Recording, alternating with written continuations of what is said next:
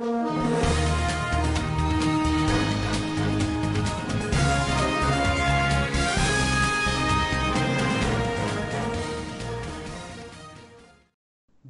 शेगाव रस्त्यावरील मालवाहतूक ट्रकला आग।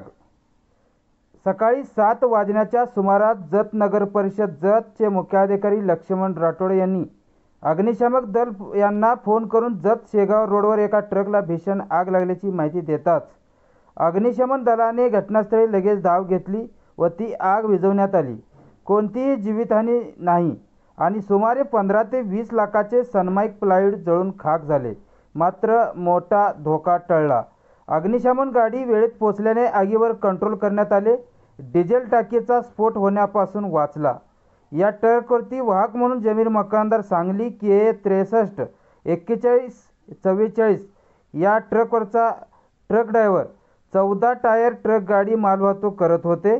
जत अग्निशमन दलाचे व जत नगर परिषद जत अग्निशमन दल फायरमन प्रताप दत्तात्रय गडदे, फायरमन सरफराज अकबर नाईक व ड्रायव्हर सार्थक नागेश पाटील व सहकारी मित्र यांनी विशेष प्रयत्न करून ही आग विझवण्यात आली।